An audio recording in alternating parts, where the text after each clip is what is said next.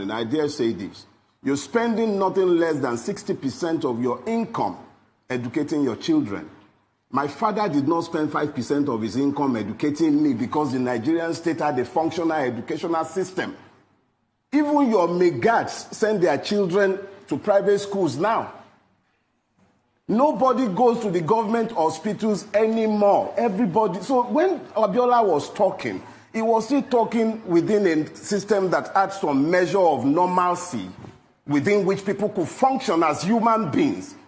The average Nigerian has been dehumanized to the point where you can even begin to question his humanity. It is the abandonment of the people to their own fate and the erection of a system that exists solely for the protection of the powerful and the promotion of their interest. Who is looking for the poor man? And the poor man, having lost the capacity to think because he had been impoverished ab initio by the weaponization of ignorance. An ignorant man is doomed to poverty. When you have now gone to the point where the average man on the Nigerian street does not even know what he can do to drag himself out of the perpetual poverty into which he had been locked by the system, even when you try to do...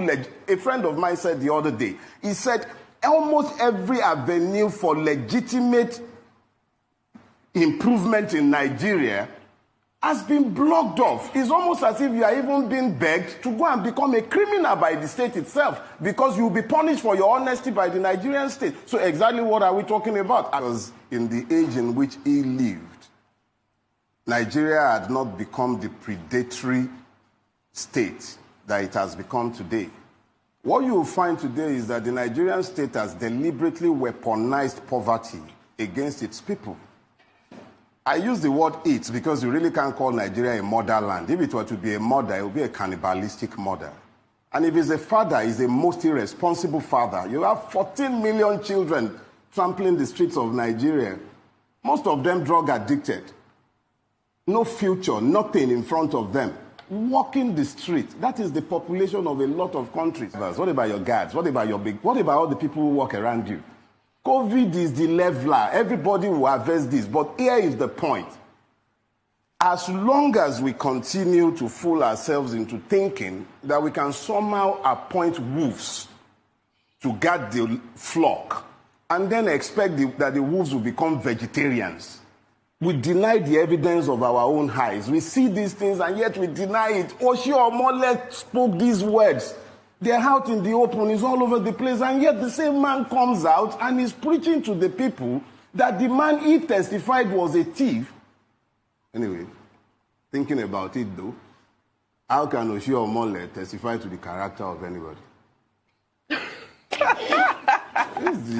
Okay. How does that change the price of pomo in the market or change the price of gari for the poor man on the street who is busy battling the problems of COVID-19, the irresponsibilities of government? It's just another distraction.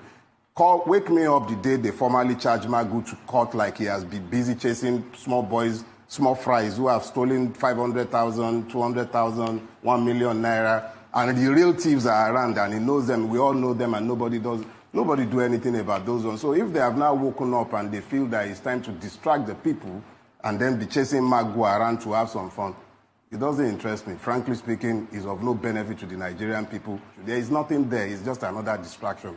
They're having their family squabble. Nothing will happen to Magu. Absolutely nothing will happen to him. I can tell you ahead of time. So please, let's not fool ourselves. It's just a circus. Do not die in their war. It's their war. They have no interest in the people. The same... Look, let me put it this way. God forbid that we have to continue abiding with this set of rulers by 2023. But don't be surprised if you find that by 2023, these characters have decided that Nigeria is better ruled by a one-party system that would now encompass each and every one of them, because in reality, you do not have any sort of ideology separating anyone.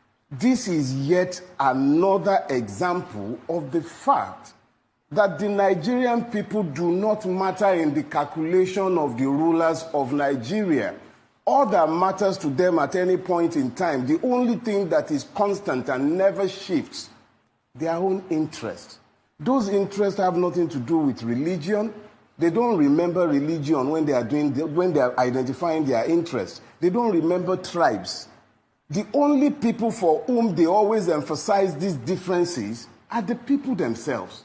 If you see the way the Nigerian state has dehumanized the Nigerian people to the point where life has become discounted, what you then begin to realize is that before that day will come, several implosions, such as the ones that are already happening, would continue to happen. However, some of us had the benefit of living in Nigeria where it was possible to move across the class line because the state was equitable to an extent.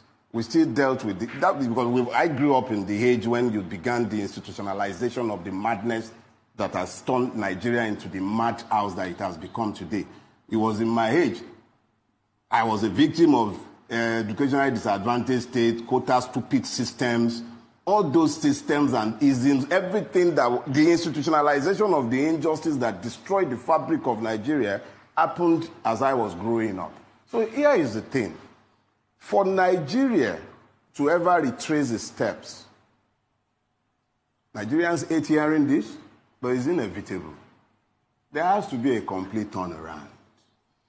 I needed to lay a foundation for what I really have to say. And what I have to say is very simple. Do not die in their war. Choose your own war in which to die.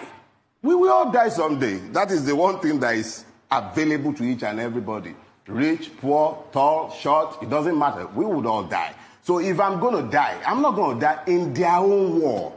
I will pick my own war in which I will die.